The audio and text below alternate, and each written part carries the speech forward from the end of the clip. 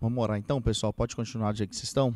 Pai querido, aqui estamos, Senhor, na Tua presença, nessa noite. Muito obrigado, Senhor, pelo privilégio de, mais uma vez, aprender sobre a Tua palavra. E eu peço ao Senhor, Pai, que seja conosco nessa noite, mais uma vez. Nos ajude, Pai, nos ajude a entender e, o mais importante, a praticar a Tua palavra. Obrigado, Senhor, por cada um que está aqui nessa noite, aqueles que não poderão vir, que o Senhor esteja com eles, aqueles que estão nos acompanhando pela live, Pai, que o Senhor os abençoe também, Pai, e que para eles também seja proveitoso, e que em tudo o seu nome seja engrandecido, Pai. Muito obrigado. Amém. Vamos lá, então. Ontem a gente focou em falar sobre lei e graça, tá? Acho que só o pastor que estava aí ontem. Você não estava não, né, Pedro? Também não? E ontem a gente só falou de lei e graça. Focamos nisso porque, assim, a carta de Paulo aos Romanos, ela fala muito disso, né? De lei, de graça, e Paulo bate muito nessa tecla. Então, nós fomos e falamos disso. Eu acho que eu comecei a ler o 6. Mas aí, depois que a gente falou bastante da graça e o motivo o papel de cada um deles, né? Só relembrando que a lei é aquilo que Deus instituiu, deu a Moisés, lá no Sinai, quando eles saíram do Egito, e ali é o que normatizava o povo tomou aquilo ali como base, uma norma de uma prática que Deus havia instituído. Dentro da lei, né, a gente fala muito dos 10 mandamentos, né? Mas só que dentro da lei existiam 613 mandamentos dentro da lei. E essa lei ela foi resumida em 10 mandamentos. E quando Jesus veio, ele resumiu isso tudo em 2 mandamentos. E ele resumiu, não reduziu, né? Então a gente tem aquela falsa ideia que, não a gente, né? Tem-se, de uma forma geral, a falsa ideia de que quando vem a graça, anulou a lei toda, né? E a lei já não serve para mais nada, e não tem isso, né? Nós tratamos disso ontem. Então a graça, ela veio fazer aquilo que a lei não podia fazer. Então, era tipo a lei mostrava o caminho, mas não tinha como te levar lá. Você tem que ir para lá, mas ela não te levava até lá. A graça, ela veio para te pegar na mão e te conduzir até lá, aquele caminho que a lei apontou, mas a lei não era capaz de te levar. Ela só te apontava, você não tinha condição de chegar lá. Então a graça veio, a graça vem através da vida de Jesus, né? Instituída ali, a graça ela é instituída em Atos, capítulo 2, tá? E a partir dali, a gente tem a graça, e a graça veio cumprir aquilo que a lei não podia. Então, aí Paulo, ele começa a tratar isso com a igreja aos romanos, com essa carta aos romanos. E no capítulo 5, ele fala muito disso, ele fala que o homem pecou, e que todos pecaram, destituídos estão da glória de Deus. Mas aí ele já vem falando nisso e ele já dá um remédio para isso. Ele fala assim, mas não preocupa, porque aonde abundou o pecado, superabundou a graça de Deus. Tipo assim, a diferença entre a graça no arminianismo e a graça no calvinismo é gigante? Não, ele não tem diferença da graça, né? Tem diferença assim do chamamento para, vamos supor, a graça seria o chamamento, né? Vamos supor, no arminianismo, o chamamento de Jesus, Deus ele te chama, mas você pode resistir a isso. Você pode responder assim, não quero. Por isso que a Bíblia está de capa a capa, falando assim, você que está de pé, cuidado para que não caia. Tem muitos advertências, né, para aquele que está ali, ele continuar, persevera, aquele que persevera até o fim, ou seja, é algo contínuo que a gente tem que continuar fazendo. Então, a graça de Deus, o chamamento de Deus no arminianismo, ele é um chamamento que você pode decidir ir ou não. Você fala assim, eu não quero. E Deus fala, Jesus fala, Israel, que mata os profetas, quantas vezes eu te quis, ou seja, Jesus ele quis, Israel disse, não quero, resistiu à graça de Deus. No calvinismo, o chamamento de Deus ele não é resistido, Quando Deus chama, ele chama numa condição tão bruta que o cara vem, querendo ou não. Aquele que não vem, aí eles vão falar assim, esse é porque não é eleito de Deus. Então eles têm a resposta assim. Se o cara não acredita, não vem, eles falam assim, é porque Deus não elegeu ele não é eleito. E se o cara vem e fala, é porque o cara não consegue resistir. Então ele tem que responder positivamente. Eu não vou entrar aqui, porque senão vai ficar muito discrepante a minha visão arminianista, né? Romanos capítulo 6. A minha visão que é arminianista. Só que o calvinismo, ele tem uma base também. Não é um trem. A igreja calvinista é a igreja presbiteriana. Tipo assim, a igreja bíblica pura. Esses caras não é que são ignorantes, eles são heréticos. Não, eles entenderam dessa forma. Inclusive, nós vamos ler aqui Romanos 9, que é difícil até para o arminianismo explicar ele, entendeu? Só acredita que, tipo assim, Jesus, ele acreditava no livre-arbítrio em questão de religião, essas coisas tudo, ou não? Jesus o quê? Não entendi. Tipo assim, é porque Jesus, ele não impõe, tipo assim, Não impõe. Uhum. Então, no caso, ele acreditaria em, tipo, democracia. Né? Na verdade, assim, você tem a liberdade. E você responde pelos seus atos. Nós só podemos responder pelos nossos atos porque somos livres. Eu não posso impor algo para o Heraldo fazer, para o evangelista Heraldo, e eu cobrar ele depois daquilo, sendo que eu impus nele. Então, aí, o que é estranho para mim no calvinismo é Deus, um Deus, que você não tem opção de descumprir o que ele manda.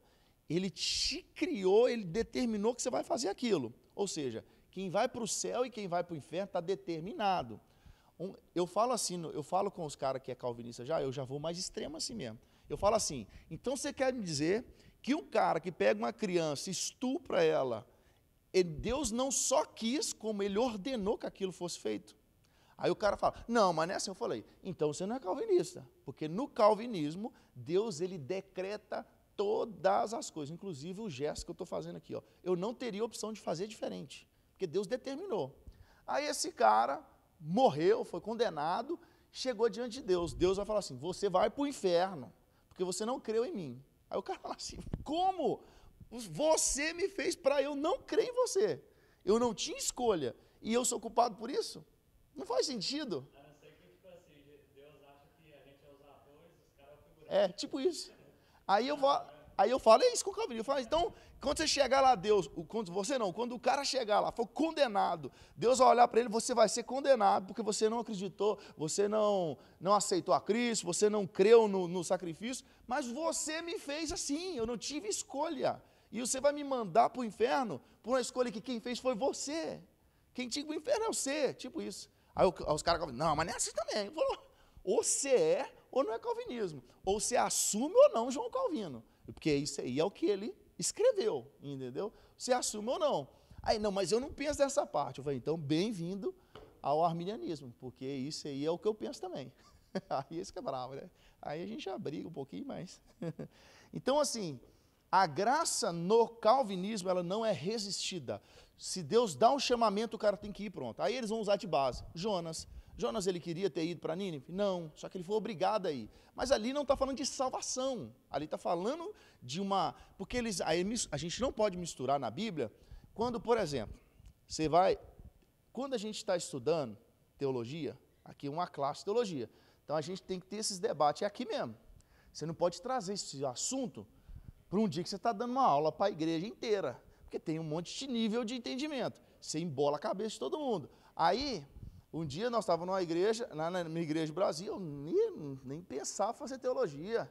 E não era aqueles caras estudiosos, nada. Aí o cara vai me falar lá que a criança, filha do ímpio, se ela morrer, é para o inferno. Entendeu? A criança, na verdade, ela não ia ser salva, ela tinha... Aí, o Will era pequenininho. Eu estava com o Will assim, na escola dominical, né?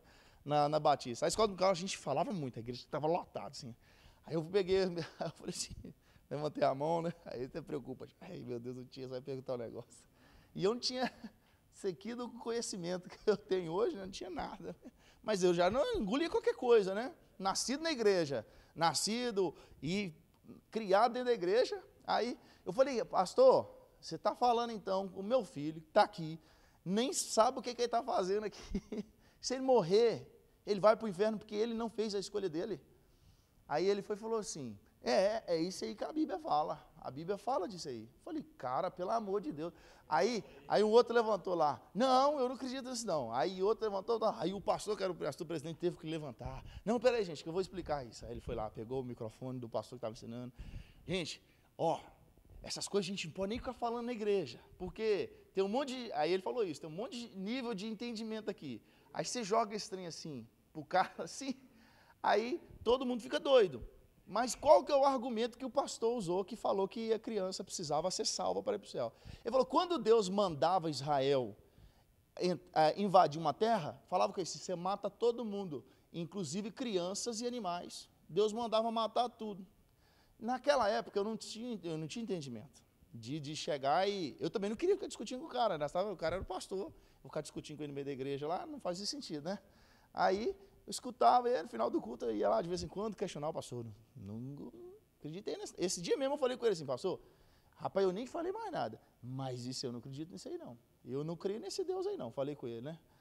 Mas ali, o que a gente tem que entender é que ali quando Deus mandava, você vai matar todo mundo, mulher, criança, animal, não sobra nada. Não está falando de salvação. Não está falando assim, todo mundo que morreu foi para o inferno. Não está falando disso. Está falando de um povo que foi lá e conquistou uma terra e matou todo mundo. Imagina agora, Israel mata todo mundo e salva as crianças. Aí as crianças começam a crescer, tomam uma idade, aí eles se veem diferente daquele povo de Israel, eles vão saber a história. Não, na verdade, nós invadimos sua terra, matamos seus pais e pegamos vocês para criar. Aí, de cara, que o povo já não ia ser um povo puro, porque não ia ser só nação de Israel, ia ter mistura, e ia ter uma revolta, eles iam criar um motim dentro de casa e matar o outro, matar os irmãos que criaram ele, mas que não são irmãos de sangue. Então, quando Deus mandava assim, mata tudo, não está falando assim, vai todo mundo para o inferno, não tinha nada a ver com salvação, entendeu? Então, assim, aí eu falar que uma criança, que ela vai morrer e ela vai para o inferno, sendo que ela não teve opção, ela não sabe, não faz sentido. A criança não vai para o inferno, a criança ela não tem... comparar essa criança comigo, eu perco e muito. Então, assim, aí o calvinismo ele vai bater muito nessa tecla, não, a criança que é salva é a criança que é eleita. Essa ela foi eleita de Deus, ela é salva. Mas eu falei, como você sabe quem é eleito? Aí não é só Deus que sabe. Eu falei, então tá bom. Aí, essas coisas você não dá para discutir, entendeu? Tem coisas que você não dá para discutir. Isso, tipo isso. Você está indo, mas você não sabe se você é eleito. Aí ele fala, não, mas quem é eleito, o Espírito testifica. Eu falei, então tá bom. Mas tem coisas que você não consegue discutir, entendeu? Aí você tem que ir para a Bíblia. Mas eles não são ignorantes, eles são muito inteligentes. O calvinismo é muito bem estruturado. Só que tem coisa que não tem resposta, não existe resposta. Por exemplo, isso que eu perguntei, que eu falei, então, quando o cara for condenado, lá no dia do juízo final, ele apontar para Deus e falar assim, eu estou aqui porque você me fez assim, eu não tive escolha de fazer diferente, ou seja, se alguém pecou, foi você de me fazer assim. E eu vou para o inferno agora por algo que você decidiu? Aí você pergunta isso para o calvinista, os melhores calvinistas que você vai ver, ele vai falar o seguinte, não, isso a gente não consegue explicar, mas Deus, ele decretou tudo, mas quem é responsável pelas ações é o homem.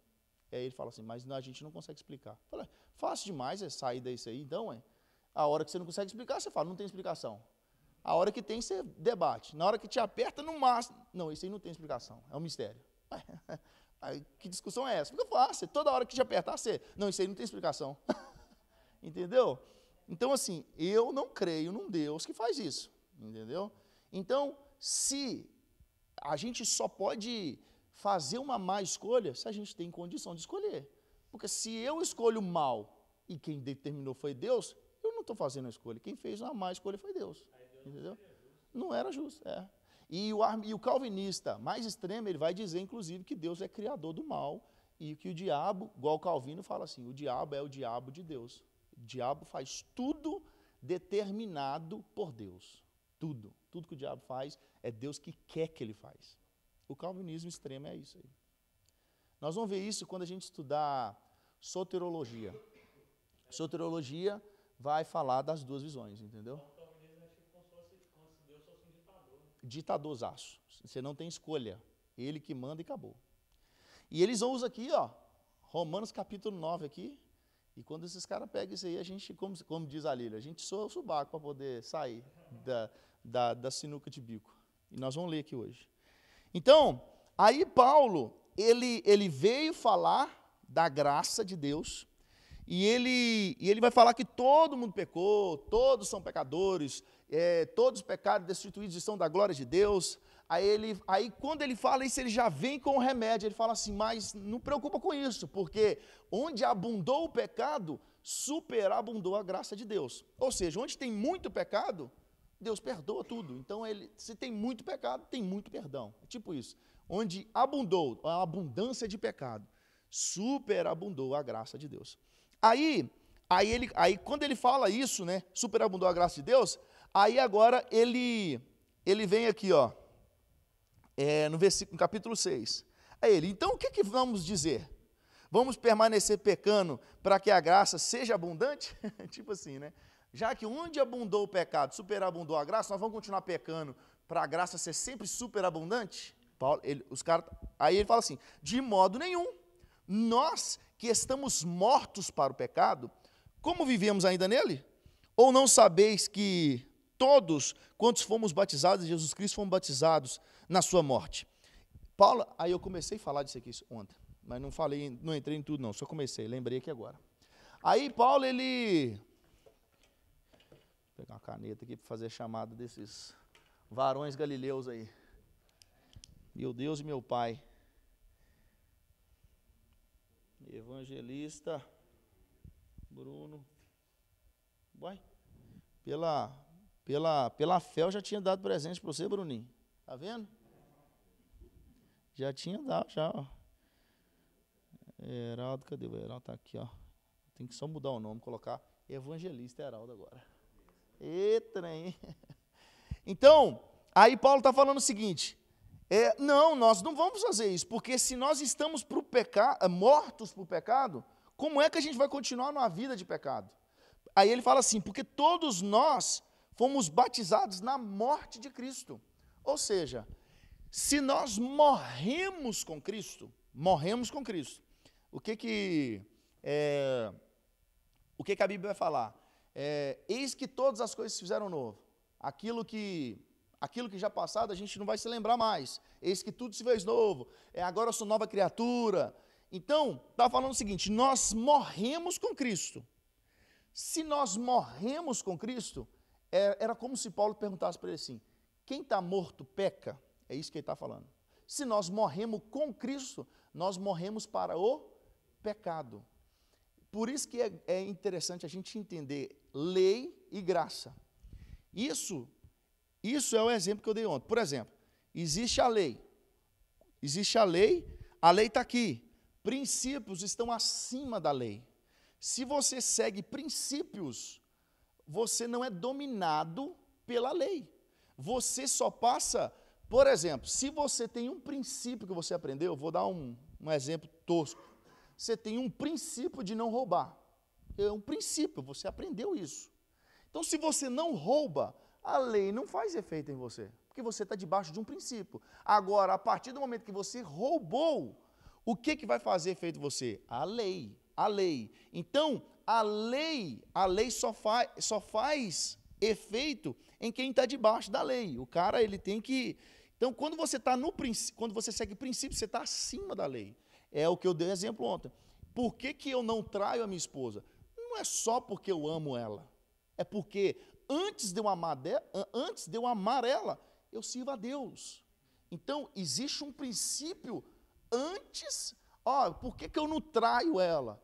Porque eu amo ela, sim, mas antes de eu amar ela, eu tenho um princípio, que esse princípio veio antes dela, entendeu? Então, assim, eu não adultero, porque eu não quero adulterar, porque eu tenho um princípio. Eu não roubo, não é para não ser preso, é porque eu tenho um princípio, porque eu podia roubar e não ser pego.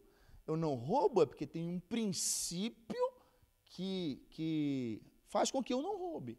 Então, assim, então, quando Cristo vem e a graça chega, Ele te pega da lei e traz você para o princípio. Ele restaura princípios em você. Quando Ele restaurou o princípio, você não está mais submisso à lei.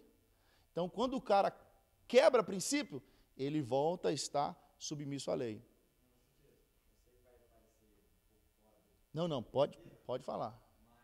Nós já falamos até da Armina aqui hoje. Quem ama trai? Trai. Uhum. Trai.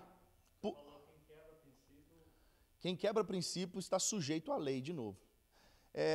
Por exemplo, Bruninho,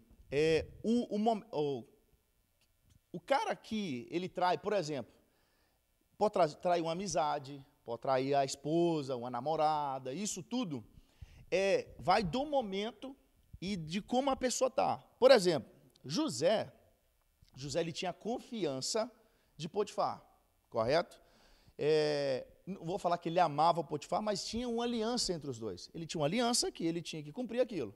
E a mulher de Potifar, você acha que a mulher de Potifar era mulher feia, desarrumada? Não, a mulher era top. E ela ficava toda perfumada, preparada, porque era mulher de Potifar, era a mulher, entendeu? E Potifar era o cara, entendeu? Então, essa mulher, ela não foi a primeira vez que ela se jogou para José. Provavelmente ela fez muitas vezes isso. E José, de todas, ele correu até que chegou esse momento que ele talvez ela avançou mais e ele saiu correndo. Agora, se ele mesmo com aliança com Potifar, ele fala assim, não, eu consigo passar disso aqui. Aí a mulher começa a dar um beijo aqui e tal, e vamos ali e tal. Passou um pouquinho, ele estava deitando com ela e ele ia começar a ter um caso com ela. Entendeu? Então ele ia trair uma aliança que foi feita por causa do momento. Depois que o adultério acontece. O cara já foi lá, sentiu o que ele queria sentir, e a mulher também, aí ia bater o temor nos dois. Porque queria acontecer o arrependimento, que não é arrependimento, é um remorso, né? Pelo erro que foi feito.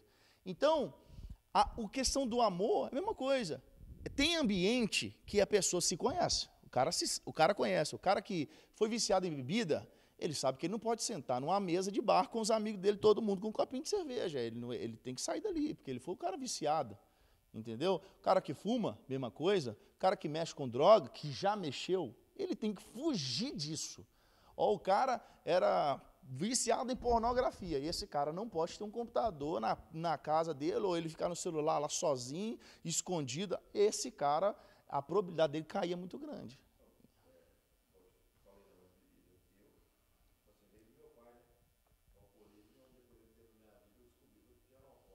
Aí, tá vendo?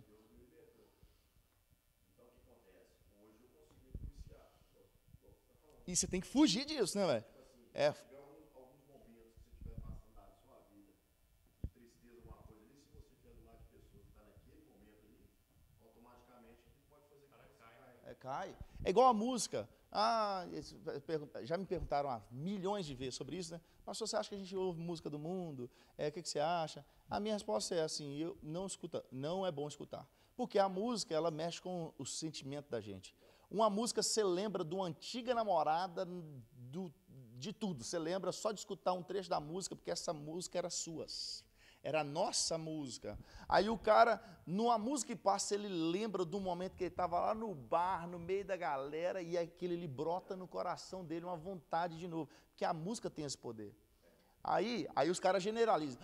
Já que não pode música, o filme também não pode. Fala, mas o filme não tem esse poder. O filme não tem esse poder que a música tem. A música te faz você sentir, lembrar o cheiro bacana. De um determinado momento, se você sentiu se você era muito garrado, você lembra assim, nossa, sentiu o cheiro da mulher. Qual dessa música aqui, Você lembra? Pois é, ué. Então, a música tem esse poder, entendeu? Então, Bruninho, quem ama, trai.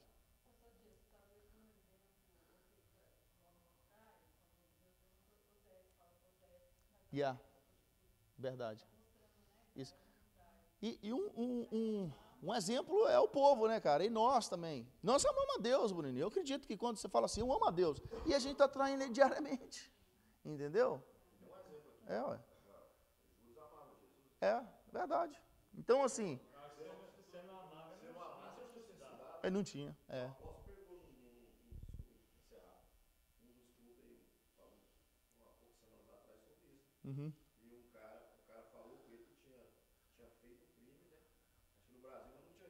É, aí eu lembro que contou desse caso aí. Então, assim, não é o ideal, né, Bruninho? O ideal é que não aconteça, mas acontece, não quer dizer assim, e tem que construir tudo de novo, né, velho? Aí tem aquele negócio, vamos reconstruir isso, porque foi um deslize, onde que nós erramos, aquele negócio. Mas, infelizmente, eu queria dizer assim, quem ama não trai, mas quem ama tem a possibilidade, sim, de trair. Nesse caso, então, se vamos supor, o cara é traído pela mulher ou vice-versa. Se ele escolher não continuar junto, ele não está pecando, não. Tudo depende da situação, depende de como foi, porque é o seguinte, da mesma forma que a Bíblia tem dois momentos que a Bíblia aprova ou assina embaixo de um divórcio. A primeira é dita pelo próprio Jesus, aquele que repudiar a mulher, que não for por relação sexualista, por adultério, ou esse aí comete pecado. Ou seja, ali está falando assim, aquele que repudiar o que separar da sua mulher, aquele que abandonar a mulher, que não seja por adultério, ele vai cometer pecado. E a mulher repudiada, ou seja, abandonada, também vai cometer adultério. Isso é uma possibilidade. A outra possibilidade está em 1 Coríntios capítulo 7, quando Paulo ele fala assim, a mulher, ele fala assim, se você é cristã, ele está falando para a mulher, e o seu marido não é, você não precisa abandonar ele por isso, porque você santifica o seu marido na relação que vocês têm. Só que, se o seu marido te abandonar, você está livre dessa aliança. Ou seja, o adultério e o abandono. Isso, só que Jesus deixa claro, não foi assim desde o princípio, não foi assim que foi instituído o casamento. Mas nessas duas possibilidades, nós vemos a abertura para o divórcio na Bíblia. Adultério, infidelidade e vemos o abandono. Porém, na mesma Bíblia, fala que a gente tem que perdoar. A gente tem que estar disposto a perdoar. No caso, fica, tipo assim, na opção da pessoa. Opção da pessoa e, assim, nós trabalhamos com família aqui, né? No Brasil, a gente já era líder fazia o curso Casados para Sempre. Não sei se vocês conhecem, pastor, esse curso. Chama Casados para Sempre. Então, a gente tratava com muitas famílias. Já teve casais que fez o curso para nós, que na primeira aula eles estavam morando em casa separada já tinha meses que eles estavam separados. Eles deram a última chance pelos filhos de fazer o curso e terminou o curso, estavam juntos. Deus curou eles durante o curso e eles tiveram o casamento restaurado. Já tivemos casais que, no início, eles pareciam assim, que estavam no eterno lua de mel, que foi o casal que, no meio do curso, a gente teve que sair correndo e ir na casa, porque um estava querendo matar o outro, entendeu? Então, assim, a gente viu tudo isso. Mas eu não vi, nesse tempo, algo que não fosse possível reatar. Tudo era possível para reatar. Todas as possibilidades. Agora, é diferente, eu nunca vou dar um conselho para a mulher que é espancada pelo marido, que é destratada por ele, que é humilhada todo dia, e eu falar igual era falado nas igrejas antigamente, você não pode abandonar seu marido, isso, aquilo. Vai lá então e toma uns tapas no meu lugar, pastor. Vai lá, na hora que ele chegar bêbado e for bater, eu vou te ligar, aí você põe o rosto na frente da mão dele, aí ele te dá umas porradas, na hora de cuspir, ele cospe no você, e na hora de eu ter que fazer sexo obrigado com ele, vou pôr você lá também, entendeu? Então, nunca, vou falar assim, se você está passando por isso, você tem que rachar fora e chamar a polícia. É isso que eu falo. Se você chegou nesse nível, sabe o que resolve? Polícia, 190 no Brasil e 911 aqui. É isso que resolve, entendeu? Então, assim, mas dentro do curso, pessoas que tivessem, não teve um problema que não podia ser resolvido e eles, se faltava só perdão. Entendeu? Então, assim, a mesma Bíblia que te dá essas duas possibilidades, a mesma Bíblia que fala assim, que você tem que estar disposto a perdoar. Entendeu? Então, assim, por isso que tudo depende. Depende o que aconteceu, né? Para saber se há possibilidade de um perdão.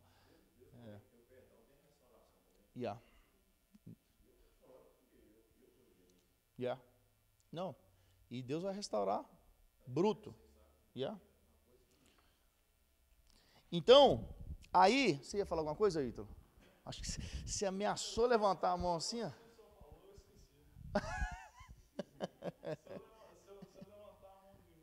Ah, beleza. Aí você pode, se você lembrar, você... Mas não fica tentando lembrar, senão você não vai nem prestar atenção aqui. Você vai ficar tentando lembrar um negócio. Eu sou assim, você fala assim, deixa para depois, mas enquanto eu não lembrar, eu não consigo ligar o pensamento e mais nada. Então, Paulo está falando o seguinte, assim, nós morremos com Cristo. O morto, ele não tem vontade mais de pecar. É isso que Paulo está falando. Então, eu vou pular o capítulo 6 aqui já. Só pra gente... Fala aí, então. O senhor citou essas duas passagens que falam sobre o divórcio. Yeah. Um dia desse para trás, eu estava justamente ouvindo sobre isso aí. Aham. Essa questão do divórcio. Nem todas essas opções dá o direito de casar novamente, porque senão a pessoa estava pecando da mesma forma. Como é que é esse negócio? Essas duas, ela te dá a possibilidade de novo casamento. Quando Jesus ele fala assim, aquele que repudiar a sua mulher que não for por adultério, ele comete pecado. E a repudiada também comete pecado. Ou seja, vamos supor, por que Jesus falou isso? Existiam duas linhas de pensamento naquela época, de dois camaradas. Esqueci o nome deles, mas eram dois sacerdotes, eram duas escolas distintas. Um pregava que se a mulher não soubesse cozinhar, ela queimou o feijão, ele podia separar. Ele podia separar dela, porque ela não sabe cuidar da casa. Ele falava isso. E o outro falava assim, não pode ser por queimar um feijão, né? Mas se ela queimar duas vezes o feijão, tipo assim, né? Mas não era isso. Mas era se ela fosse uma má esposa, ele podia. Então, quando eles perguntam para Jesus, e com relação ao divórcio, aí Jesus fala assim, qualquer um que repudiar a sua mulher, que não seja por adultério, aí Jesus, na verdade, ele estava perguntando assim, você defende fulano ou fulano? Você acha que o homem pode separar da mulher qualquer coisa ou não? Aí Jesus fala assim, vocês não sabem o que está escrito na lei? Porque Jesus só respondia fazendo outra pergunta, né? Eles perguntavam para Jesus porque eles queriam nem aprender, eles queriam pegar Jesus. Aí Jesus falou assim, mas vocês não sabem o que está escrito na lei? O que a lei fala disso? Aí ele vai falar que não devia repudiar, que não fosse por adultério, mas que não foi assim desde o início. A pessoa que foi atraída do adultério, essa pessoa está livre para ela ter outro casamento, mas o que é o cometedor, ele não tem, se ele arrumar outro, ele está em adultério. Então, o traidor, ou a abandonada, ou o abandonado, a mulher foi abandonada, ela está livre para arrumar um novo casamento. Só uma última vez. Então, no caso, esse pecado ele é perdoado. Perdoado. Mesmo, vamos supor, o cara é cristão, ele casa de novo. Perdoado. Como se fosse qualquer outro pecado. Ou o cara está revivendo o pecado. Tem essas duas possibilidades. O que acontece é que é o seguinte, nós não estamos falando aqui da pessoa ir para o inferno por causa disso. Nós temos que ser distinto que não estamos falando de salvação.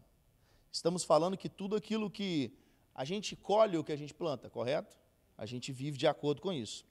Olha o que 1 Coríntios capítulo 7 fala, versículo 14, versículo 13. Se alguma mulher tem marido descrente e ele consente em habitar com ela, não o deixe, porque o marido descrente é santificado pela mulher, e a mulher descrente é santificada pelo marido. De outra sorte, os vossos filhos seriam imundos, mas agora são santos. Aí agora, mas se o descrente se apartar, aparte-se, porque nesse caso, o irmão ou a irmã não está sujeito à servidão, mas Deus chamou para a paz. Ou seja, nesse caso de abandono, o marido abandonado ou a mulher abandonada, ela não está sujeita à servidão. Ou seja, naquele momento do abandono, ela está livre para contrair novas núpcias. E Paulo, quando ele está falando, 1 Coríntios capítulo 7 todo, Paulo fala sobre casamento. Ele fala para 3 grupos de pessoas. Pessoas solteiras, pessoas de celibatários, que decidiram viver uma vida de celibato, e para casados. Então ele fala para esses 3 grupos. Tem coisa que ele vai falar, ele fala assim, eu digo isso não por mandamento, mas é o que eu penso. Aí ele vai e ensina.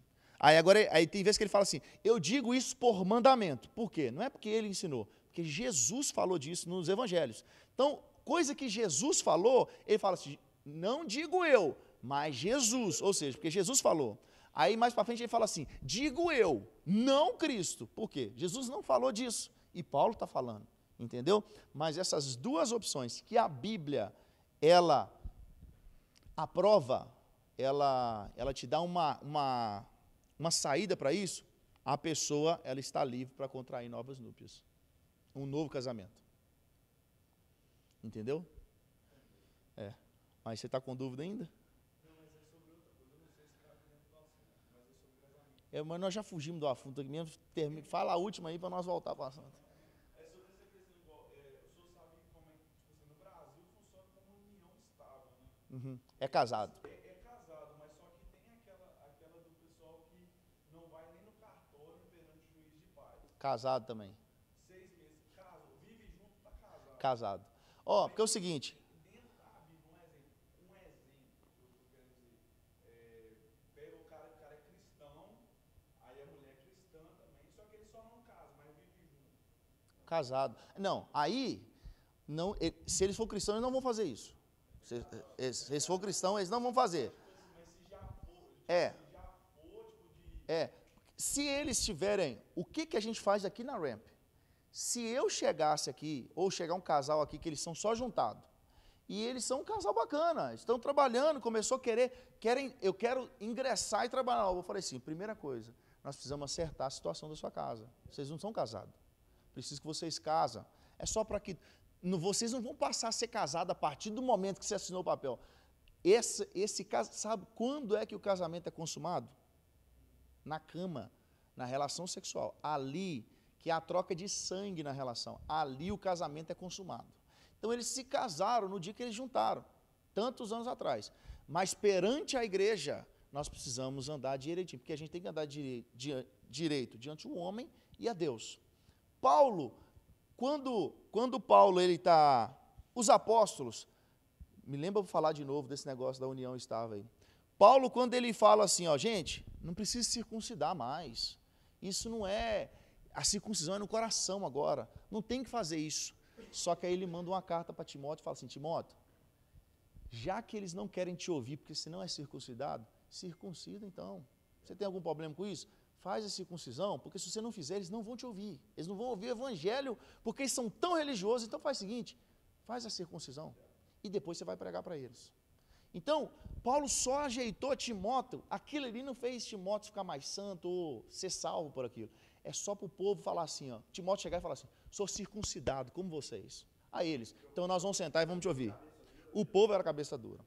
Agora a união estável, eu tive um casal que fez o curso conosco, eles estavam juntos há 13 anos, tinha uma menina de mais de 13, ou seja, eles, antes deles morar juntos, já arrumaram um menino. Aí a desculpa deles era, não, mas a gente nunca foi casado. Eu falei, vocês foram casados, sim. A aliança, ou vocês transaram só no dia que vocês fizeram essa menina aí. Vocês nunca mais transaram, não. Pararam 14 anos atrás. Não, a gente mora junto. Eu falei, então vocês são casados. Vocês são casados. O que você não tem é só, você só não fez isso publicamente. Mas a aliança você fez no dia que vocês trocaram sangue na cama. Se vocês fizeram aliança, a relação sexual, por isso que é troca. É uma, como se diz, é uma aliança de alma que você está fazendo ali. Por isso que, qual é o problema? Talvez é Deus que está direcionando a gente a falar disso aqui hoje. Né? O problema, porque o problema do cara e da mulher que tiveram 50 parceiros diferentes antes de casar. São 50 alianças de alma que eles fizeram na troca. Então, aí você está entrando para uma relação cheio de aliança. Você já você vai fazer uma aliança, mas você está vindo cheio de aliança já. Aí por que é os problemas? Aí quando o cara for ter uma relação sexual com a esposa, ele vai lembrar de uma lá. Nossa, essa fazia isso, a minha esposa não faz. Ah, essa aqui que era boa nisso, a minha esposa não faz. Ah, esse cara que ele fazia assim, nossa, eu sentia isso, o meu marido não faz. Então, por quê? Alianças que foram feitas, aí você chega para fazer aliança com o seu marido. Não, esse aqui vai ser o certinho, que eu vou casar. Mas você está chegando cheio de aliança já, entendeu? Então, biblicamente você não vai encontrar assim, você que está morando junto aí, não tinha essa opção. Mas para nós hoje, se você for olhar até para a lei, passou de 6 meses, filho, você tem que dar você tem que pagar. É comunhão de bens, filho. Você tem que partir até os bens sem você ter assinado nada, porque eles já reconhecem você como casado, entendeu? Então, na igreja não vai ter essa possibilidade, porque se essa pessoa for ingressar no ministério, a gente pede, você precisa ajeitar a sua casa. Vocês têm algum problema? Vocês não amam o outro? Vocês estão juntos tem 20 anos? O que vai mudar na sua vida? Põe uma aliança no dedo dela e assume ela. Declara. Acabou. Não, mas agora falando sobre questão de tipo céu e inferno, se o casal, tipo assim, um exemplo, o pessoal, tipo assim, não é cristão, tipo, dentro da igreja, não serve a Cristo dentro da igreja mesmo, mas eles são casados, tem, sei lá, tipo, 70, já tem neto, tem bisneto, só que, tipo assim, essa questão de salvação agora, céu e inferno. O que salva, nada a gente pode colocar entre a salvação, entre Jesus e a pessoa que vai ser salva. Por exemplo, a Bíblia fala assim, quem não dá dízimo é o quê? Ladrão. E a Bíblia fala que ficarão de fora o quê? Os ladrões. Então eu vou falar assim, então se eu não dou dízimo, eu sou ladrão, automaticamente não vou para o céu? Não pode fazer isso. Eu não posso fazer essa conta, porque senão a salvação fica linkada no dízimo. E não é assim. Aí eu falo assim, aí eu tenho que andar, eu tenho que casar, tudo direitinho, porque se eu não for casado, eu estou em pecado e eu vou para o inferno. Não, então a sua salvação está condicionada se você é casado ou não? Faz AP? Então a sua salvação está condicionada se você é casado ou não? Não é isso. Salvação é algo que só Deus, é Deus e o homem, entendeu? Nada entra no meio para falar assim, mas fulano viveu a vida toda sem estar casado. Mas é muito difícil esse cara ter vivido uma vida toda sem estar casado e, de outro lado, ele ter sido um cara temente a Deus a vida toda. Se ele fosse temente a Deus a vida toda, ele estava casado. Tipo isso. Então, no caso, isso aí volta na questão de trair a esposa, né? Princípio, né? No caso. Princípio, eu vou casar, eu vou honrar a minha mulher com o casamento, por causa que isso é um princípio que eu sirvo a Deus. Isso. Mas assim, então assim, nada fica entre Deus e o homem. A salvação é Deus e o homem. Os parâmetros é de Deus, entendeu? Nós não podemos mandar ninguém para o inferno. Eu não posso nem afirmar aqui que Hitler está lá no inferno. Não podemos. A gente acredita que ele está, mas no final quem sabe disso é só Deus. Entendeu? A gente não...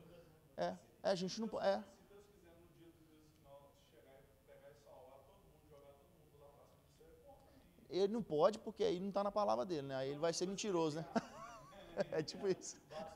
Aí, assim, ele poderia fazer, se ele não tivesse escrito que não era assim, entendeu? Se ele deixasse aberto, ele podia fazer qualquer coisa, mas ele escreveu que vai ser diferente disso. Então, se fugir disso, aí ele não cumpriu com a palavra. E se ele não cumprir com a palavra, ninguém pode fazer nada, entendeu? Ele que decide. Mas ele vai cumprir com a palavra porque ele é a verdade. E não tem essa possibilidade, entendeu? Então, aí no capítulo 6, Paulo ele vai falar disso aí, ó, que nós morremos para o pecado agora.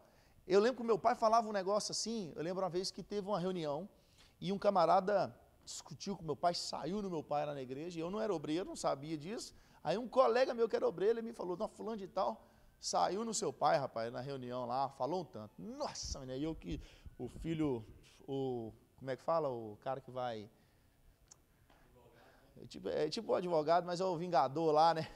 Eu falei, aí eu fui lá no meu pai, e eu estava casado já, menino e tudo, falei, seu pai, fulano de tal, desfez o senhor lá na igreja, lá o senhor não me fala nada dele. E para que eu tenho que te falar isso? Você vai fazer o quê? Aí ele falou assim, eu não estou preocupado com isso, por que você está preocupado? Aí eu até esqueci porque que eu estou falando. Ele falou assim, você já viu alguém morto sentir algum problema com isso aí? Falou comigo assim, como assim? Eu já morri para esses negócios não me afetam mais não, entendeu? Então, se eu te falasse, sem eu te falar, você já está todo estressado, se eu tivesse te falado. Então, assim, eu estou morto não sente vontade de fazer isso mais não. Então, acabou, não esquenta a cabeça com isso. Aí eu falei, então, tá bom. Deu uma cepadinha de leve, né? Aí eu, tá bom. Então, aqui, Paulo está falando disso. Nós morremos com Cristo. Então, o morto ele não tem mais vontade de pecar. Porque o povo perguntou assim, já que onde tem muito pecado, tem muita graça, então nós vamos continuar pecando para que a graça seja sempre abundante? Ele não, porque uma vez que você morreu com Cristo, você morreu para o pecado também. Então você não tem mais que viver essa vida. Essa aula, na hora que eu colocar ela lá, eu vou ter que falar assim, ó, separar ela assim, ó, da parte daqui até aqui nós falamos disso. Nos 40 minutos nós entramos na Romanos. Aí no capítulo 7, estando morto a lei, sirvamos a Deus em novidade de espírito. Então, aí ele continua falando disso. Olha para você ver, ó. Capítulo 7 agora. Olha aqui que ele fala, ó. Versículo 1. Não sabeis vós, irmãos, que a lei tem domínio sobre o homem por todo o tempo que ele vive? Isso aqui, cara, você vê, tudo que a gente estuda em Romanos é muito forte, tudo, é tudo bruto demais.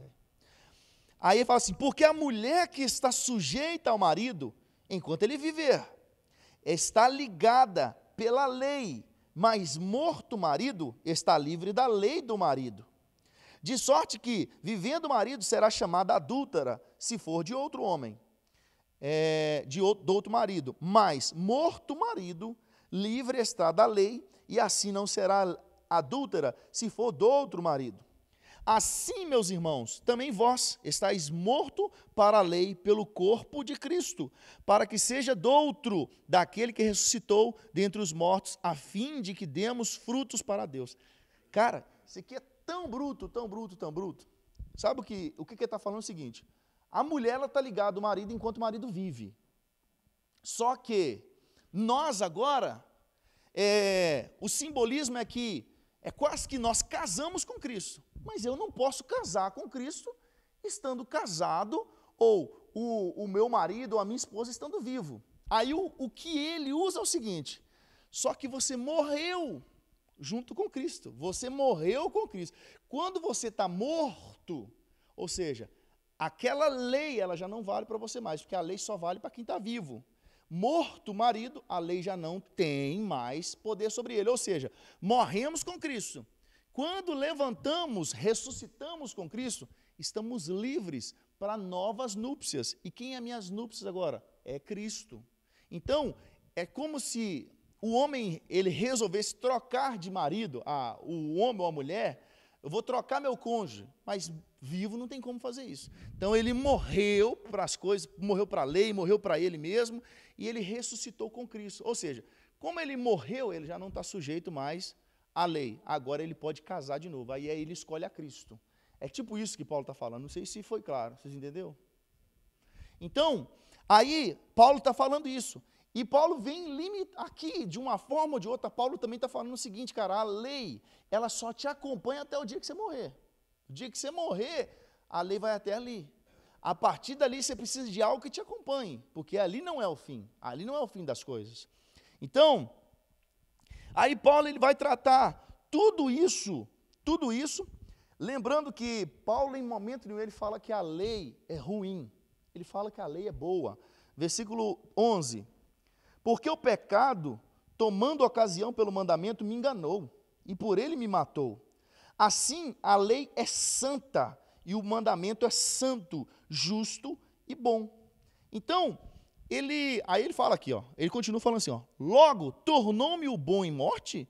De modo nenhum, mas o pecado, para que se mostrasse pecado, operou em mim a morte pelo bem, a fim de que pelo mandamento o pecado se fizesse excessivamente maligno. O que Paulo está falando? Antes de eu conhecer que algo era pecado, eu não tinha vontade de fazer aquilo. Porque não me chamava a atenção, porque eu nem sabia que era pecado. Aí quando a lei me mostrou que era pecado aquilo, o diabo pôs em mim um desejo de ter aquilo que eu não podia, porque a lei proibia. Então, quando a lei veio, o diabo aproveitou daquilo para colocar no meu coração o desejo de descumprir a lei. Quando não tinha uma lei, eu não sentia isso. Quando veio a lei, o diabo aproveitou e pôs isso em mim. Descumpra a lei, faz isso. Então, Paulo está falando que o diabo ele aproveitou disso. E ele vai falar disso aqui, no capítulo 7. Eu me recordo uma vez que eu morava lá em Patinga, né? Aí eu morava numa outra caixa d'água lá em cima, assim. Você era daquela região ali, né, Heraldo? Você morava em Canaã, né? Eu morava no Morro da Caixa d'Água, lá em cima, no bairro Ideal. Aí, aonde era a caixa d'água, lá em cima, ela era toda cercada. Sabe aquelas vigas que a gente chama de lajota, assim, ó? Que você coloca assim, para colocar os tijolos de laje, assim, ó? Umas lajotas, a gente chama, é lajota mesmo, um negócio de cimento, assim, ó? Que ficava ao redor da caixa d'água e tinha arame farpado, né? Circulando o negócio todo. Não sei se vocês lembram o que é isso. São uns negócios de cimento, assim, ficava em pé. É tipo umas traves, assim, ó. Ela, na ponta dela era inclinada, assim, ó. Aí passava o arame farpado. Aí, um dia eu estava voltando da escola, rapaz. Aí eu estava passando em frente a esse negócio. Tinha um desses negócios em pé, assim, que ele estava quebrado, assim, só estava dando para ver o ferro, né? Eu falei assim, olhei para um lado, por ele, deu uma bicuda no negócio, né? Aí o negócio, deu uma podre já, né? Aí ele caiu, na hora que caiu, só que ele, como ele está conectado nos outros, aí ele saiu derrubando uns 8, assim, ó, porque estava tudo ruim. Aí caiu ao redor do negócio todo, eu olhei, saí correndo para casa, fui embora. Aí eu toda vez que eu passava, eu olhava e falei, nossa, pai, foi eu que fiz esse trem aqui. Aí um dia eu passando com meu pai lá, a gente voltando, eu ajudei meu pai a carregar as compras. Aí meu pai passou ele, olha o que esses vândalos faz aqui. E era eu que tinha feito. Meu pai, esses vândalos, olha, estragam o trem todo. Eu fui contar para ele depois de casado. Eu falei, você lembra aquele dia? Os filhos começam, depois de casado, que ele abre o jogo pro pai de muitas coisas. Aí meu pai falou assim, eu não sei então, rapaz. Eu falei, era eu que era o vândalo, pai, seu filho. Mas na época eu não podia falar. Ai, meu Deus. Então, capítulo 8 agora, fala assim, a nova vida debaixo da graça, segundo o Espírito de santidade e adoção. Paulo, até aqui ele tratou muito da lei, e ele trata do para que servia a lei. Ele faz um diagnóstico de como era o homem na lei, como que é o original do homem, como que o homem funciona, o que o homem gosta de fazer. Ele fala que a boca do homem é como um sepulcro, fala que o homem se apressa para derramar sangue, que a língua é como peçonha. Ele fala isso do homem, em capítulo 3. Então aqui, aí ele vem trazendo esse homem que agora é alcançado pela graça, ele começa a viver de acordo com essa graça. Aí no capítulo 8 ele entra e fala assim, ó, a nova vida debaixo da graça, segundo o Espírito de santidade e adoção. Ou seja, agora ele começa a trabalhar de um homem que foi alcançado pela graça e ele vive agora debaixo dessa graça. Então Paulo, ele fala o seguinte, ó, capítulo 8, portanto, agora nenhuma condenação há para os que estão em Cristo Jesus, que não andam segundo a carne, mas segundo o Espírito. Porque a lei do Espírito de vida em Cristo Jesus me livrou da lei do pecado e da morte. Porquanto o que era impossível à lei, visto que ela estava enferma pela carne, Deus enviou o seu Filho em semelhança da carne do pecado, pelo pecado condenou o pecado na carne. Ou seja, ele falou o seguinte, o que não foi possível à lei, a graça chega através da pessoa de Jesus, e Jesus vem em carne. Então ele faz quase que um trocadilho aqui, nesse capítulo, no versículo 3. Então ele fala o seguinte assim, ó, agora não há condenação para nós, porque o que a lei nos trouxe até um certo ponto, porque a lei estava o quê? Enferma. Então o que não foi possível a lei fazer, a graça agora, ela toma o lugar da lei e começa a fazer. É o que eu falei, a lei, ela te apontava o caminho, mas você não tinha como chegar lá, ela te mostrava o caminho. A graça pega você pela mão e te leva até lá. A lei mostra o caminho, mas mostra que você não pode ir. A graça te pega pela mão e te leva até lá. Então, a graça é Jesus. Então, aí Paulo vem tratando isso de uma nova vida agora debaixo do quê? Debaixo da graça. Aí no capítulo 18, versículo 18, aliás, ele fala assim, ó, porque para mim tenho por certo que as aflições desse tempo presente não são para comparar com a glória que em nós há de ser revelada. Ou seja, aí eu vou ler o 19. Porque a ardente expectação da criatura espera a manifestação dos filhos de Deus. Porque a criação ficou sujeita à vaidade, não por sua vontade, mas por causa do que a sujeitou.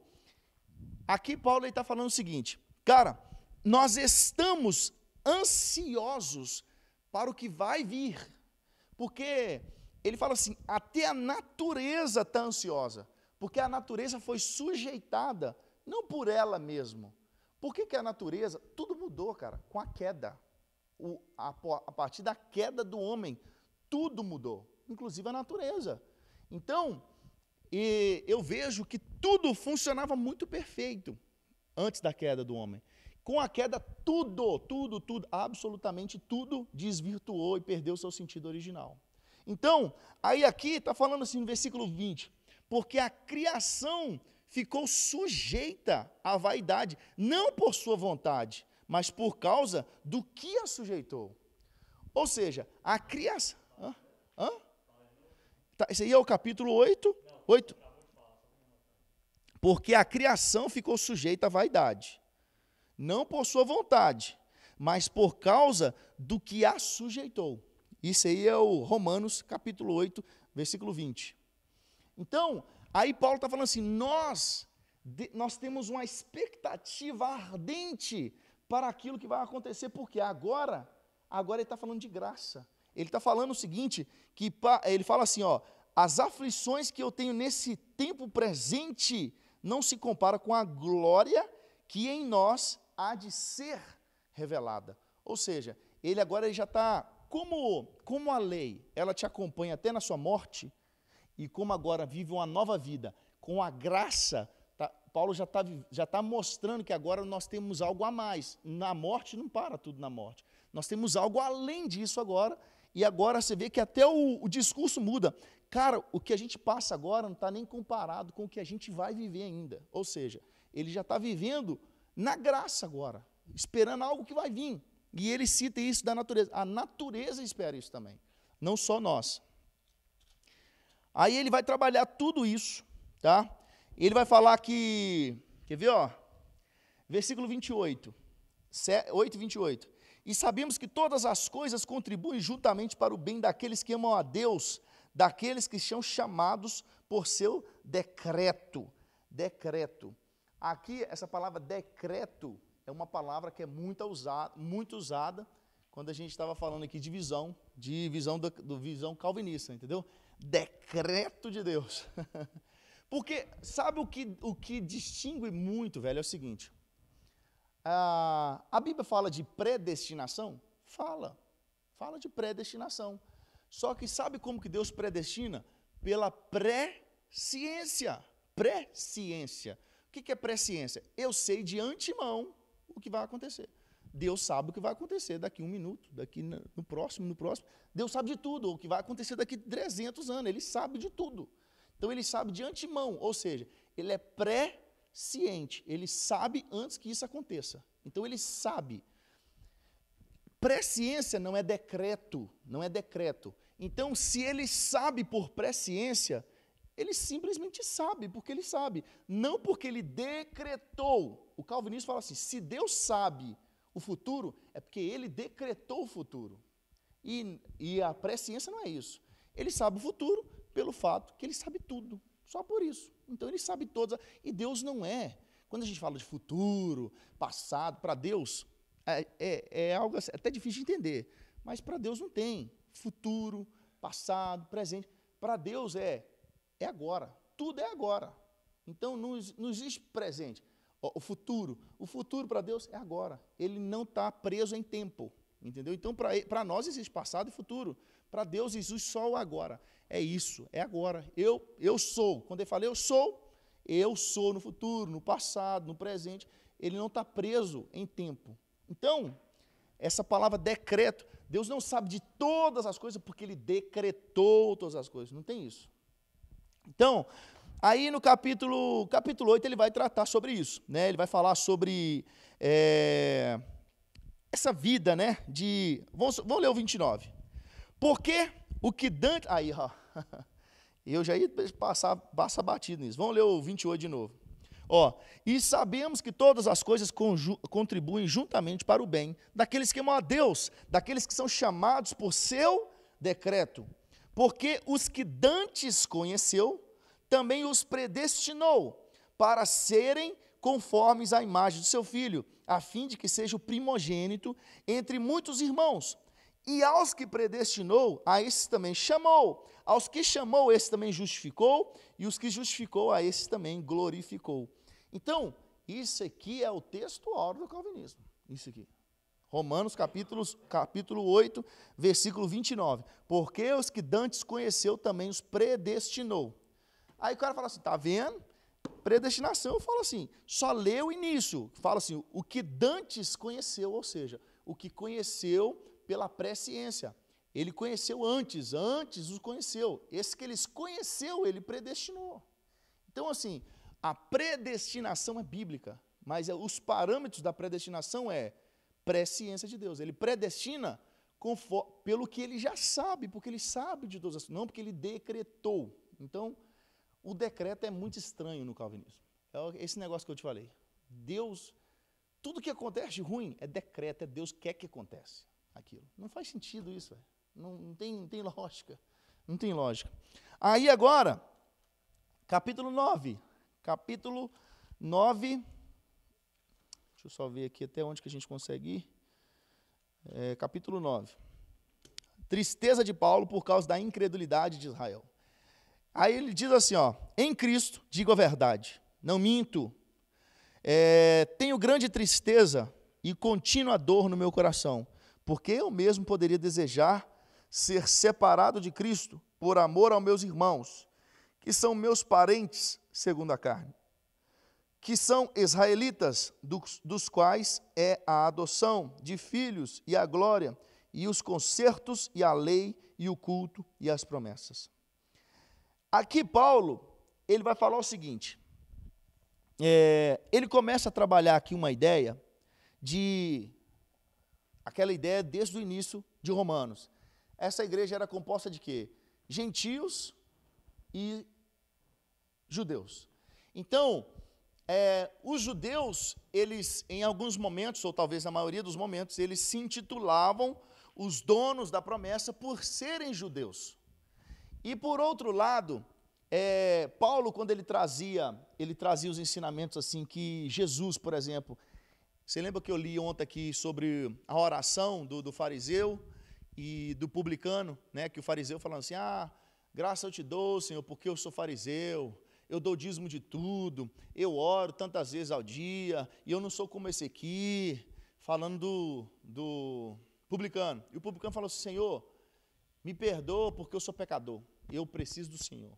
Aí Deus falou assim, Jesus falou assim com os discípulos, quem saiu justificado? O publicano ou o fariseu? Foi o publicano, porque ele se humilhou. E todo mundo que se exaltar a si mesmo, esse vai ser humilhado.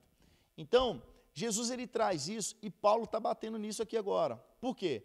O judeu achava que ele era o bambambam por ser judeu, por ele fazer parte da promessa, por ser judeu, ou seja, ele estava na videira, o judeu, ele estava na videira. E o gentio, por outro lado, ele queria desfazer do judeu, porque ele falava assim, você que é judeu, você que é circuncidado, você que está na aliança, ainda assim, eu consigo dar mais testemunho de crente que você, tipo isso. Né? É lógico que eles não falavam de crente ali, porque não existia uma igreja, não existia, ali ainda estava nascendo tudo isso. Mas eles não falavam assim, eu sou crente, não falava isso.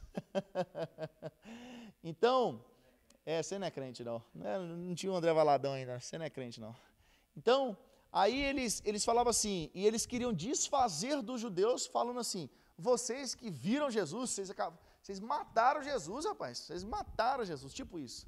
Aí eles começam agora a desfazer dos judeus, os gentios desfazendo dos judeus, porque os judeus, embora eles estavam na aliança, eles mataram Jesus, né? Eles não aceitaram esse Jesus. E os gentios e os judeus do lado de cá, falando assim, não, nós é que somos o povo eleito, a nação eleita, nós é que fomos escolhidos, nós é que estamos debaixo da da aliança. Aí, no versículo 6, diz assim, ó, não que a palavra de Deus haja faltado, porque nem todos os que são de Israel são israelitas. Paulo está falando. Nem por serem descendência de Abraão são todos filhos, mas em Isaque será chamada a tua descendência. Isto é, não são os filhos da carne que são os filhos de Deus, mas os filhos da promessa são contados como descendentes. Por que ele está falando aqui? Ele falou de dois. Ele falou assim, ó, nem por serem descendência de Abraão são todos filhos. Por que ele fala isso? Vocês entendem? Isso aí, ó. Ele fala o seguinte, ó, nem por serem descendência de Abraão vocês são filhos. Porque Abraão teve 2 filhos. Ele teve Isaque e Ismael. A promessa que estava Abraão, ela continuou com quem? Com Isaque. Então, se você é descendente de Israel, de Abraão, porém do lado de Ismael, você não está na promessa. A promessa está em Isaque. Ela continua em Isaque. Então, ele está falando disso. Aí, isso aqui, cara, isso aqui dá pregação violenta, isso aqui, entendeu? Isso aqui o Pedro já até pegou aí, ó. Isto é, não são os filhos... Aí eu já li isso aqui. Ao 9. Porque a palavra da promessa é esta: por esse tempo virei e Sara terá um filho. E não somente essa, mas também Rebeca, quando concebeu de Isaque, nosso pai. Isaque. Está falando? Ele não jogou para Abraão agora. Porque de Abraão teve 2 filhos, Ismael e Isaque. Aí ele falou assim, de Isaque. Aí ele vai falar assim, ó, porque não tendo eles ainda nascido, nem tendo feito bem ou mal, para que o propósito de Deus, segundo a eleição, ficasse firme, não por causa das obras, mas por causa do que chama. Aqui, ó, aqui agora ele já começa a falar da descendência de quem? De Isaque. Isaque teve quantos filhos? Isaque?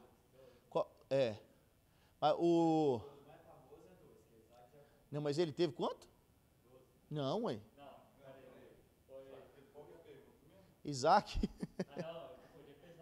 Você confundiu Jacó, né? Jacó teve 12. Mas antes de Jacó, Isaac é o quê? 2. Jacó e Esaú.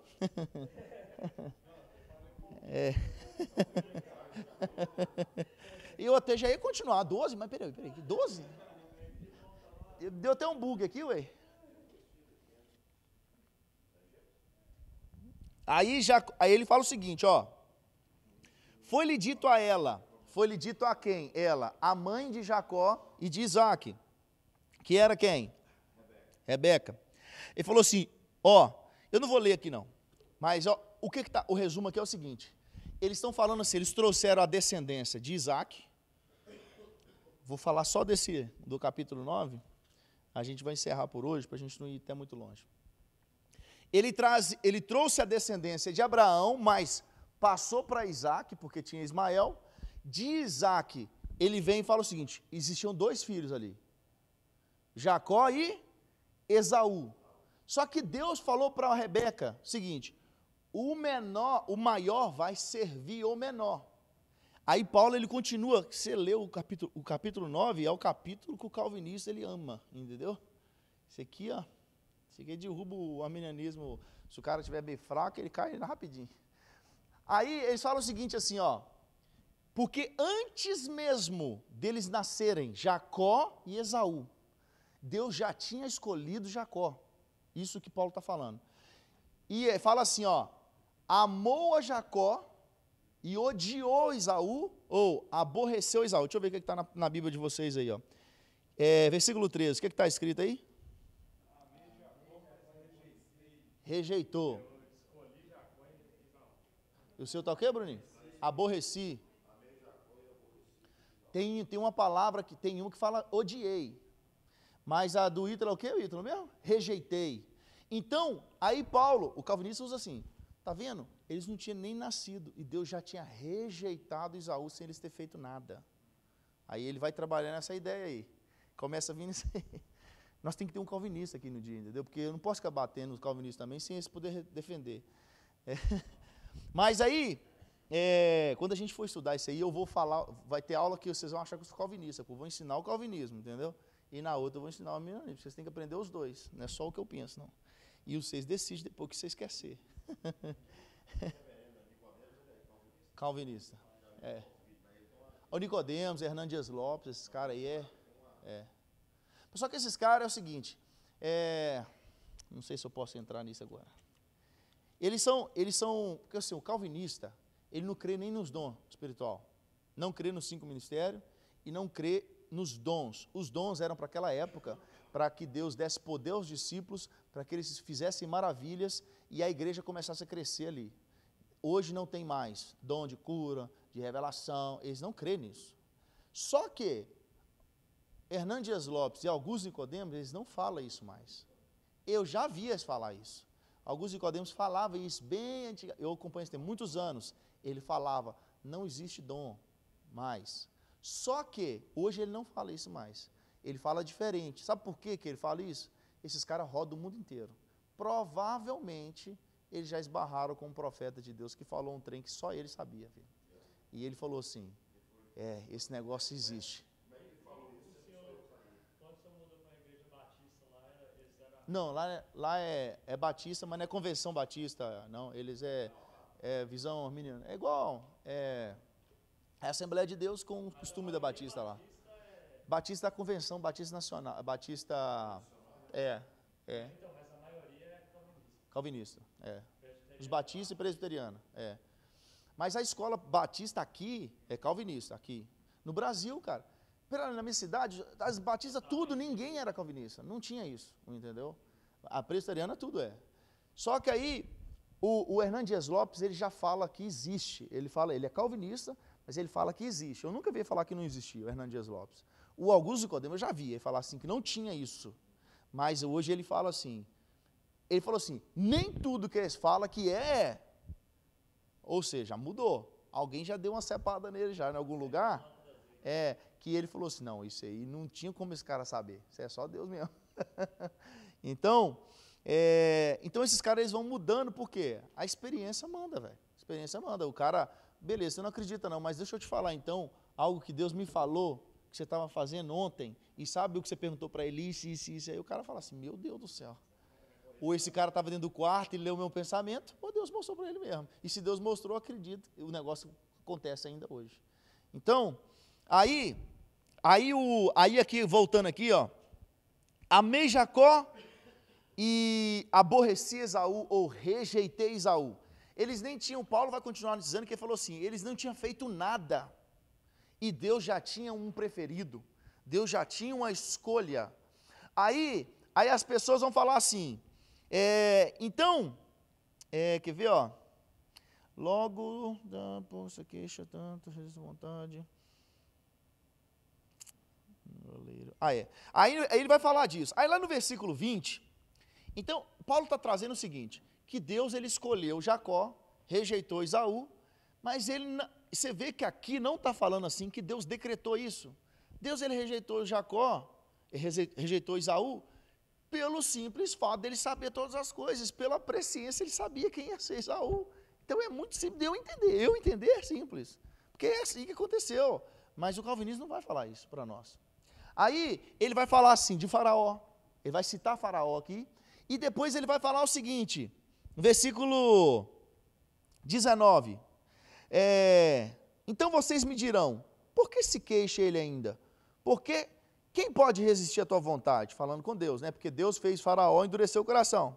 Aí no versículo 20, mas, ó homem, quem és tu que você fica questionando a Deus? Porventura, a coisa formada dirá o que formou, ou seja, a criatura dirá ao Criador, por que você me fez assim? Ou não tem o oleiro poder sobre o barro, para da mesma massa fazer um vaso para a honra e um vaso para a desonra? Sabe o que ele está falando o seguinte assim, se você tiver, eu trazendo o oleiro aqui agora, com Deus, pastor, você é o oleiro, você começou a fazer um barro, esculpir um barro, aí eu estou lá falando, nossa, Heraldo, que vaso bacana, rapaz, gostei do vaso, mas você fala assim, eu não gostei, você pega e joga aqui, entra no chão, eu vou falar assim, faz isso não, velho, mas eu não posso te impedir, porque quem fez o barro foi quem? Quem fez o vaso foi você. Então, aí aqui, eles estão falando isso aí, ó. Então, vocês vão reclamar com Deus? Paulo está falando assim, por acaso a criatura pode reclamar com o Criador e falar assim, por que você me fez assim? Ele falou assim, por acaso o oleiro, ele não tem total poder sobre o vaso que ele cria? Ele não pode fazer o que ele quiser? E ele pode criar com a mesma massa, o mesmo barro, um vaso para honra e um vaso para desonra. Eu posso criar eu tenho lá em casa, a gente faz os negócios personalizados, aí tem vezes que eu faço umas canecas lá, né? Aí tem vezes que elas dá ruim, a tinta fica meio falhada, aí eu ponho a caneca ali, só que eu uso ela para colocar caneta dentro, os negócios assim, uso para colocar, aí vou lá e faço outro. É a mesma impressora, mesma tinta, mesmo papel, mas só que aquele ali, não vou entregar para o cliente, porque ele deu ruim ali, ficou manchado, e o outro eu entrego. Aí eu posso pegar aquele ali que deu errado, eu quebro ele todo, foi eu que fiz. Se eu quiser quebrar ele, eu quebro. É isso que Paulo está falando. O oleiro, ele tem total autonomia sobre o vaso que ele criou. Se ele criou um para honra e outro para desonra, com o mesmo barro, você não tem condição de reclamar com ele, porque é ele que faz. Aí o calvinismo usa isso aí para nós. Ele falou assim, que Deus é quem determina. Aí porque fala o seguinte, olha o que continua falando aqui, ó.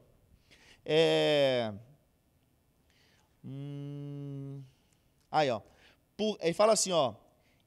E que direis se Deus, querendo mostrar sua ira e dar a conhecer o seu poder, suportou com muita paciência os vasos da ira preparados para a perdição? Aí sabe o que é? Eles vão falar o seguinte aqui? Ele fala assim, está vendo? Deus criou o vaso para a perdição. Ou seja, criou o caboclo para ir para o inferno. Porque o calvinismo, ele vai te falar que as pessoas que vão para o céu, determinação de Deus. Mas quem vai para o inferno é determinação de Deus também. Ele escolheu com base no que ele quis. Eu elegi, Pedrão, você vai para o céu. Pastor Tiesco, você é inferno. E não importa o que vocês façam, isso aí está traçado. Aí, o que eles usam de base?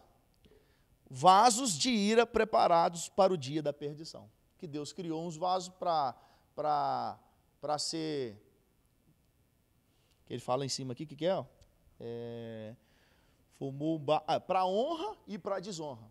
Então eles vão usar isso aqui. O capítulo 9, velho, isso aqui é a primeira coisa que o cara do calvinismo ele tem que estudar, é o capítulo 9 de Romanos. O cara debruça em cima do capítulo 9 assim, ó, só pensando assim, o que a Arminio ia responder se eu perguntasse isso para ele. Então aqui, Paulo nada mais, nada menos, ele está trazendo o quê? A soberania de Deus, falando que Deus é quem controla tudo e ele faz o que ele quer. Sabe aquela palavra que fala assim, agindo Deus, quem impedirá? Sabe por que Deus é terrível? Deus é terrível, o Deus que a gente serve. Sabe por quê? Porque se ele chegar e ele decidir te provar, não há ninguém que possa entrar entre você e ele. Acabou. É terrível esse pensamento. Você pensar assim, Deus ele faz o que ele quiser e não há quem possa impedir. Então, isso é terrível para os liberais, as pessoas do mundão. Outro dia eu vi um camarada homossexual, ele falando num podcast, eu não sei se eu trouxe esse vídeo aqui, ele falando num podcast assim, que ele trabalhava para destruir a família mesmo. Ele fala assim, eu quero destruir a família, porque eu não quero que o jovem, ele perca a juventude dele com aquele jargão assim, você não pode fazer o que você quiser, você tem que se guardar, menos de você, mais de Deus. Ele, que mais de Deus, rapaz? Eu quero é mais de mim, o cara falando. Eu quero viver minha vida intensa, eu só tenho essa vida. Aí, ele falando assim, eu ficar ensinando para um jovem que é Deus que comanda, Deus que faz tudo, não, rapaz, o cara que tem que mandar na vida dele. Aí, quando você fala assim, cara, sabe quem é Deus? Deus é aquele que se ele levantar contra você, ninguém pode impedir. Esse cara se revolta com isso. Ele fala, não pode ser assim, eu tenho que ter minha liberdade, ele não pode ser assim. Mas a Bíblia fala, agindo Deus, quem impedirá? Ninguém, filho, ninguém. Por outro lado, Deus dá opção para Davi. Davi, você tem opção, você quer cair na mão dos seus inimigos ou na minha mão? Aí ele, Senhor, quero cair nas suas mãos, porque embora o Senhor é o poderoso, o todo-poderoso, o Senhor também me ama. Então eu quero cair nas suas mãos. Então, aí Paulo ele continua trazendo aqui, cara, ele está falando da soberania de Deus. Aí ele fala assim, versículo 24, os quais somos nós, a quem também chamou, não só dentre os judeus, mas também dentre os gentios, como também diz Oséias, chamarei meu povo ao que não era meu povo, e a amada o que não era amada. E sucederá que no lugar em que lhe foi dito, vós não sois meu povo, aí serão chamados filhos do Deus vivo. Aí ele fala que Isaías também falou disso. Aí ele começa aqui, versículo 30, que diremos, pois, que os gentios não buscavam a justiça e alcançaram a justiça? Sim, mas a justiça que é pela fé. Mas Israel que buscava a lei da justiça não chegou à lei da justiça, por quê? Porque não foi pela fé, mas como pelas obras da lei, tropeçaram na pedra de tropeço. Como está escrito, eis que eu ponho em Sião uma pedra de tropeço e uma rocha de escândalo, e todo aquele que crer nela não será confundido. Aqui, sabe o que Jesus falou? O seguinte, era como, sabe o que Paulo estava falando? Já vou terminar, 5 minutinhos, acaba. Paulo estava falando assim, que o gentio, ele falou assim, cara, nós é que somos o povo da aliança, nós somos o povo da aliança que Deus escolheu, e nós não conseguimos alcançar Cristo. Aí Paulo assim, é porque vocês seguiam a lei, vocês olhavam pela lei, e os gentios não seguiam a lei, mas no dia que eles conheceram Deus, pela graça, eles alcançaram a Deus, sem a lei. Paulo está falando o seguinte, está vendo, não é a lei que te salva, não é a lei que te justifica, não é a lei que te leva a Jesus, é a graça que faz isso. Então aqui Paulo ele vem tratando o que é a graça, entendeu? A graça veio para resolver aquilo que a lei não podia fazer, como base. Em momento nenhum ela foi anulada. Ele só está falando o seguinte assim com o judeu, vocês que amam cumprir a lei ela não vai salvar você, porque eles faziam uma redoma, uma proteção em torno da lei, como se a lei é que salvasse, e não o Deus que deu a lei, entendeu? Então isso a criança já nascia praticamente nesse funcionamento já da lei. Você está salvo já, e também que estava salvo porque era o povo da aliança, entendeu? Naquela época da lei, praticamente assim, era Lei, isso aí, ó. E a Bíblia fala, tipo assim, esse povo foi salvo ou não? Qual povo? Vamos supor, Ó, hoje, antes de Cristo. ó, o povo o povo só tem jeito de ser salvo por uma forma, através de Jesus, pela graça, pelo sacrifício que Jesus fez, só existe essa forma de ser salvo. As pessoas antes de Jesus, como elas eram salvas? Elas eram salvas olhando para uma promessa de um Salvador que viria, Jesus. Hoje nós somos salvos olhando para algo que veio, algo que Jesus já fez. Então nós olhamos para trás e olhamos assim, pelo que Jesus já fez na cruz. Ele não tem que fazer nada. O povo antes de Cristo, eles olhavam para uma promessa que alguém viria resgatar. Então o pessoal que foi salvo antes de Cristo, foi salvo olhando para algo que viria, da mesma forma que hoje nós somos salvos olhando para algo que Cristo já fez lá atrás, entendeu? Então, no caso, o cara teria que ser tipo Temente a Deus. e acreditar no Messias que viria. Isso aí. Se o cara fosse israelita e não fosse fiel a Deus, ele ia para o inferno. Inferno. E o judeu tinha na cabeça o seguinte, nós somos o povo da aliança, nós somos salvos só de ser judeu. Porque quando nós nascemos judeu, nós nascemos debaixo da aliança. Estamos debaixo da aliança, estamos salvos. Aí Jesus chega e fala assim, não é assim não. Porque até gentio que não é israelita, eles estão sendo salvos.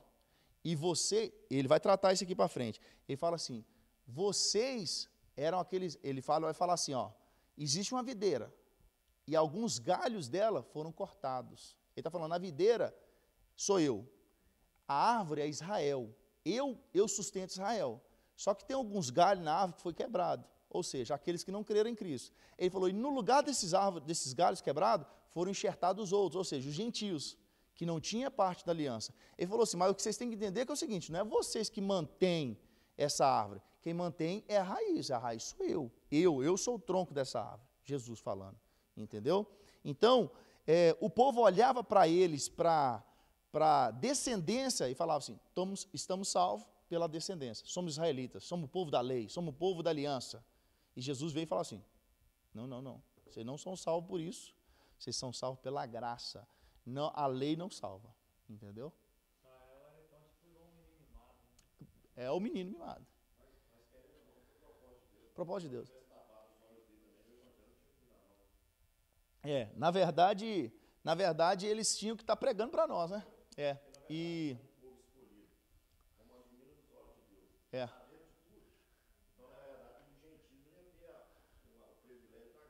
E você vê, e hoje, dentro do que você está falando, eu acho algo tão doido o que Deus fez, né? Porque a gente, cara, nós somos estudantes aí. Eu já quis estudar hebraico, mas eu cheguei aqui nos Estados Unidos, eu comprei um curso de hebraico. Quando eu cheguei aqui, eu falei, velho, eu não sei falar nem inglês, como eu vou aprender hebraico? E eu queria aprender, porque eu queria pegar a Bíblia em hebraico e ler aquele negócio, tudo em hebraico, aquele tem top, para ser mais profundo ainda. Só que aí eu penso assim, cara, mas nós temos acesso a coisa que os que falam hebraico lá não têm, porque eles não crê, não estudam isso. Então, para eles é o que existe? Torá, lei. Eles cumprem a lei até hoje. Eles só não sacrificam porque não existe templo, o templo foi destruído. E eles precisam reconstruir o templo para quê? Voltar a sacrificar animal. Hoje não tem sacrifício porque não tem templo. E o povo de Israel, ele depois que o templo foi destruído, eles espalharam pelo mundo afora.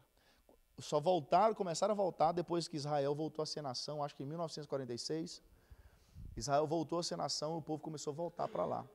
Então, assim, às vezes eu penso assim, cara, eu queria tanto ser um cara igual esses caras, tipo assim, se eu nascesse em Israel, pensando, né, sabesse falar o hebraico, aí talvez eu não estava servindo a Deus, porque eu não ia acreditar nele. Então, como que é louco, né, velho? Fala assim, então eu tenho que... tudo é propósito, né? Então, no caso, o pessoal não constrói o templo porque está na terra palestina? Palestina, isso aí. Porque é o seguinte, aonde tem o templo de Israel, hoje ele está dentro da região que faz parte dos filhos de Ismael, que é a Palestina. Fica na região ali, muito terrível de combate, perto da faixa de Gaza ali. Não fica na faixa de Gaza, mas a região onde está o templo fica dentro da Palestina, fica fora do território de Israel.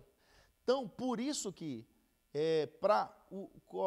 falando de escatologicamente, precisa haver um acordo mundial de um cessar-fogo, um acordo de paz, para que a Palestina libere aquele lugar para que Israel reconstrua o templo lá e ele possa adorar lá.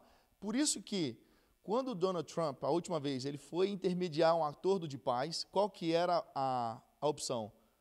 Vamos fazer o templo aqui, o islâmico adora no horário do dia e o israelita adora no outro horário. Aí, na hora que o cara falou daquele ali, ele falou assim, se esse acordo for assinado e esse templo começar a construir, pode soltar o cronômetro aí, porque está batendo as portas, porque precisa acontecer isso aí, entendeu? Então, é o que Daniel vai falar disso, né? Mas na realidade, o relógio da volta de Cristo é Israel. Israel, isso aí. Palestina, no caso, era Samaria, onde a terra da Isso aí. Na mulher samaritana, isso aí. Se bem assim, eles não são samaritanos, porque o samaritano, de onde vem o povo samaritano? Existia o Reino do Norte e o Reino do Sul. Reino do Norte, a Síria vem e destrói o Reino do Norte. O cativeiro assírio, como é que ele funcionava? Ele trazia pessoas de fora e misturava com o povo de Israel para fazer que o povo ficasse misto, não era mais um povo puro israelita. Dessa junção com outros povos nasceu o povo samaritano, mas eles são israelitas, misturaram com outra pessoa. Os ismaelitas, eles nem estão no Reino do Norte e no Reino do Sul, não. Reino do Norte e Reino do Sul é só filho de Isaac que está ali, entendeu? O ismaelita é um povo que veio de fora, tipo assim, a Bíblia para de contar a história de Ismael quando Ismael vai embora para o Egito. Ismael vai para o Egito junto com Agar, aí a Bíblia dá sequência na linha de Isaac, uma linha aqui, ó. Só que, fora do tempo bíblico, está correndo uma timeline. Tem aqui, ó, a Síria está nascendo aqui, Babilônia, está tudo aqui. Depois que a Babilônia aparece aqui, destrói a Síria. Você vê, a Síria nem estava na história, de repente a Síria chega e vence Israel. Fala, de onde que veio a Síria, gente? É porque tinha uma outra timeline aqui que a Bíblia não fala. A Bíblia foca linhagem de Israel, do Messias. Ismael tá fora, ele está vindo por fora, uma outra timeline, entendeu? Muçulmanos, são os muçulmanos. Eles são o povo da Palestina, né? Aquele povo todo ali são ismaelitas. Então vamos orar então, gente. Alguma pergunta? Eu vou fazer essa. Eu não sei se eu separo essa primeira parte, tipo, separo ela só com um desse assunto. Eu vou ver lá, eu vou ver quanto tempo que a gente ficou no outro assunto. Meu Deus. Então vamos orar então. Pai querido, muito obrigado, Senhor. Muito obrigado pelo teu cuidado. Obrigado, Senhor, por até aqui o Senhor nos sustentou e até aqui o Senhor tem cuidado de cada um de nós. Eu peço ao Senhor, Pai, que tudo aquilo que aprendemos aqui nessa noite, que seja algo, Pai, que de fato venha a arder no nosso coração, que a gente venha colocar isso em prática. Eu peço ao Senhor, Pai, que leve-nos em paz e segurança para nossos lares, assim como o Senhor nos trouxe, e que em tudo, Pai, o nome do Senhor seja exaltado através das nossas vidas, Pai. Seja conosco, nos dê um restante de dia na Tua presença, é o que nós lhe pedimos em nome de Jesus, Pai. Amém. Que a graça do nosso Senhor Jesus Cristo, o grande amor de Deus e as doces consolações de comunhão com o Espírito Santo seja contigo, com a tua casa, com o teu ministério. E a igreja diz amém. Amém.